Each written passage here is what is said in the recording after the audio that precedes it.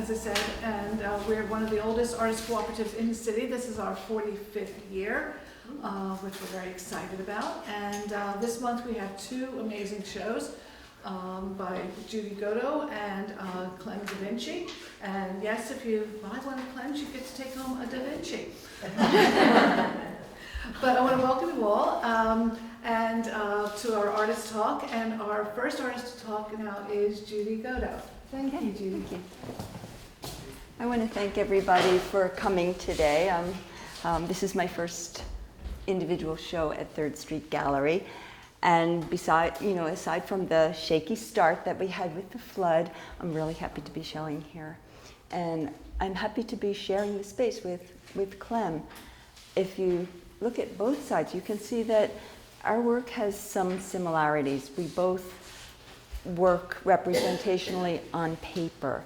And both of us like to include in some of our work architectural elements. So there are similarities, but there are great differences too. Clem uses nature a lot and organic shapes, and I tend to lean toward man-made objects and geometric shapes, especially rectangles. So if you look at my work here, you can see that the things that interest me, you can guess, are pattern, repetition, texture, color, geometry, and asymmetry. And you can see that in my work. Anyway, let me start by giving you a little bit of background.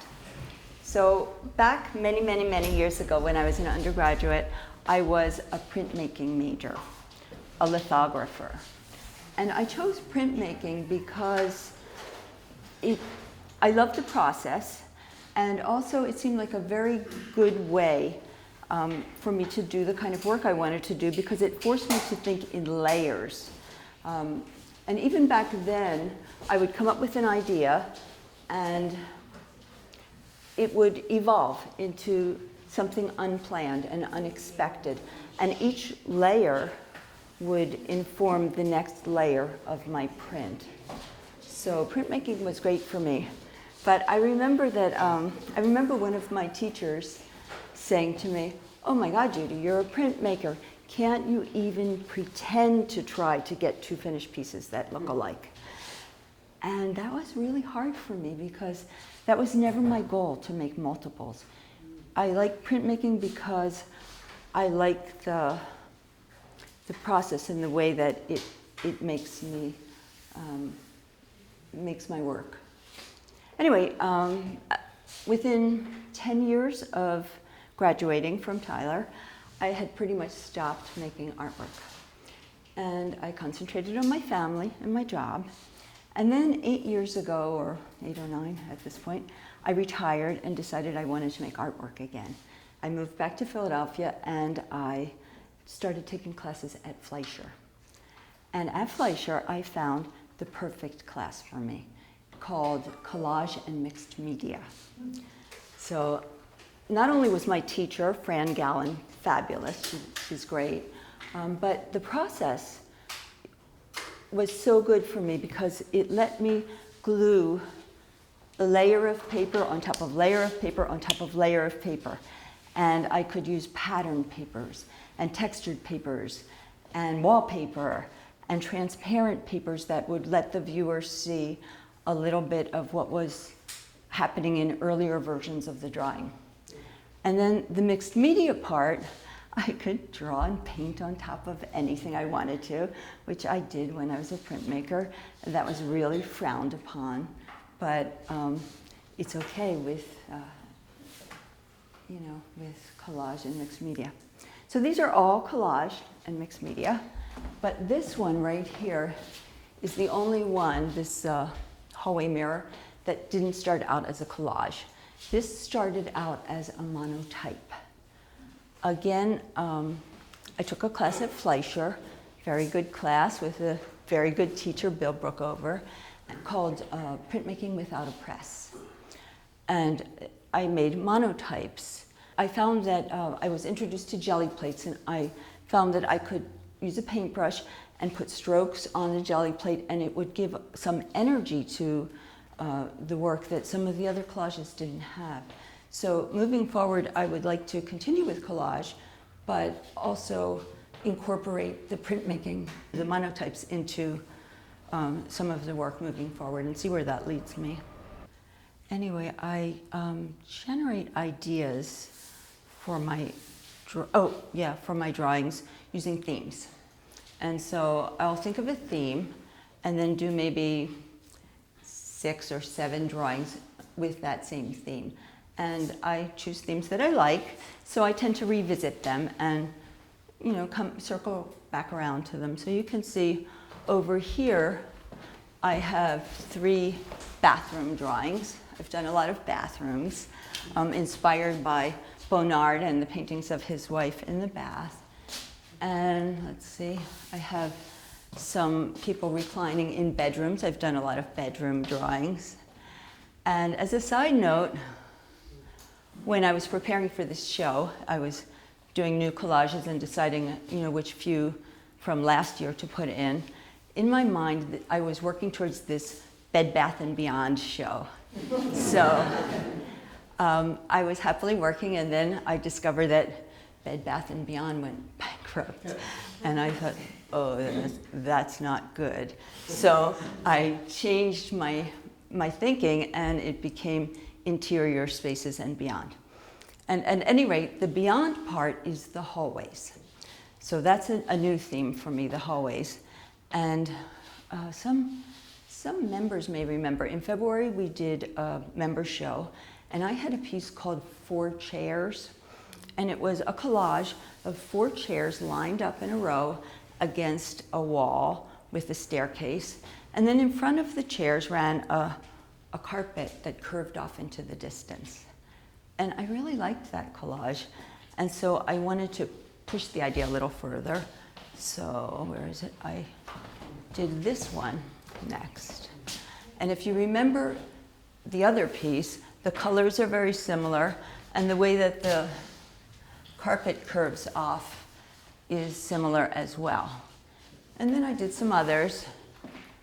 And for example, this one with the yellow carpet, this also curves off, but because the paper is square, it has a different feeling of space in it. So, and then I did the, where is it? Straight carpet, and the curve is at the stairwell instead. So I did some interior hallways, and then I did some exterior pictures, like this one with the path behind the houses. But if you look at it, you can see it's exactly the same thing in a different setting. So it's just like the carpet ones. So those are some themes. You might be surprised to find that this started out as a bathtub print. So I was doing in my printmaking class, I one day went in and I did a whole bunch of monotypes with big ovals on them. And they were all, in my mind, bathtubs. And then I took them home, put them on my wall to look at them and see, okay, now how can I make these into interesting finished pieces? And when I looked at this one, inside the oval, I could see very, very faintly the outline of a hallway. And once I saw that, I couldn't unsee it. So I got to work collaging, and I put a carpet and some doors, and it became a mirror with a hallway inside, and no longer a bathroom drawing. And by the way, I use mirrors often as a device in my work. There are a couple here. This one allowed me to use the color and the line of the carpet in another part of the drawing.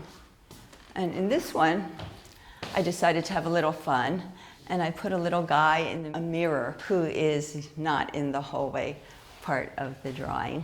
So the mirrors are a device that I use often. Anyway, I do a lot of interiors, and I often try to put small details that will be interesting. For example, maybe not here, but I'll put in little electrical outlets, or a light switch, or a Kleenex box in the corner, or a book under a chair, that kind of thing. And I look to other artists, as we all do, for inspiration. And I look at the interiors of Matisse, Bonnard, Milton Avery, and I also look at the abstract work of Richard Diebenkorn to see how he divides his space with line and geometric shapes.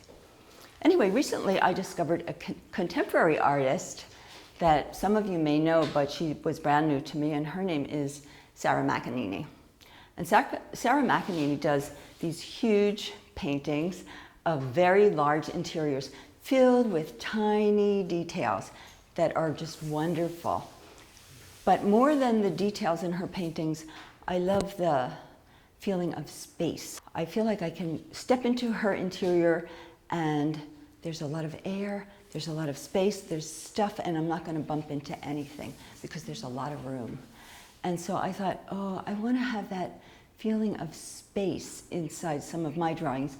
And I tried to do that with this museum piece and also in the hotel, in the corridors, because I have the details like the doors and the doormats and the doorknobs and the door plates, but I want the viewer to feel like if you step into that space, it's empty and you're not going to bump into anything because there's a lot of air in there.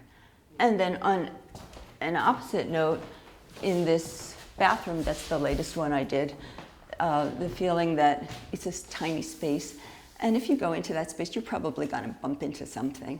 So, so I want to incorporate space into my interiors moving forward too. Anyway, that's really all I have. If anybody has any questions, I'm happy to answer. What do you draw before you orchestrate? No, You don't. I don't. But I often will take photographs of something or look at photographs, but no, I don't usually draw. So how do you decide what to put where? Like the carpet, for example, yellow as opposed to some other color. I try different things, but I usually start, as I said before, I think in layers, and I start with the background. And so this whole thing is probably a piece of wallpaper. And then I might, have okay, I want an arch there, or, a curve there. And I just build them. So, and then I might have not thought about yellow. I might have put something else and thought, no, it's something a little brighter or whatever. And then maybe it needed the emphasis, so I found this fabulous ribbon on the giveaway table in my laundry room. And so I thought, oh, that would be good there. So I kind of build as I go. I like your yellow carpet, but especially the ribbon that goes around the side of it. It's twisted. It is It gives you twisted. the idea that it's not flat on the floor. Your squares and your rounds are so open up the thing in a way you wouldn't expect. It gives you a three-dimensional feel that you would expect it to be flat. And I think that I did this one actually just to make it curve, and that's how it came out. And then once it twisted, I liked that, But so I kept it. It's sort of organic now. It's, Oh, maybe, yeah, you're right. It does have that. I see it more as rather than just lying there and showing, it's like, that's the hard one. It's sort of beady. Huh. Oh, I never thought of it as an organic kind of shape, but you're right, it And is. then the question was, this has to do what I'm doing. Do you ever do 3D? I don't really know. My drawings are actually very thick because there's so many layers, but no, I don't work in 3D. Mine are very thin.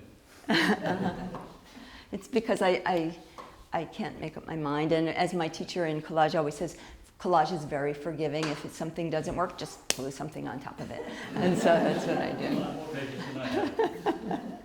Where do you see yourself going from here in your next series? More, a little towards the abstract, a little bit more. That's the things that I'm working on now are a little bit more abstract. I've been using the ovals and, something that started out a little bit like that one, and they're still representational. I'm on the cusp, I think, between representational art and a little bit more abstract. But I like the collage and mixed media, and I like incorporating the monotypes. I have to Thanks. say, one of the things I do abstract, Photography. I do abstract architectural, so, so your angles and geometry and stuff just really draws me. But one of the other things I really like about Judy's work is that how her things just draw you into those rooms. In fact, she sent photographs of pieces she was going to put into a show a couple of months ago.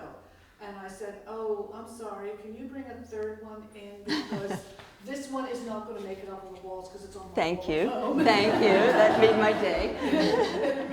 Because it was a sofa with cats. We have cats. And it was like, Oh, the cat. yep. I knew that sofa, I knew there's cats, and it had to come home and hang on my wall. I was And very Judy happy. liked it. I was Judy very liked happy. watching us if y'all bring it over. Got millions of them.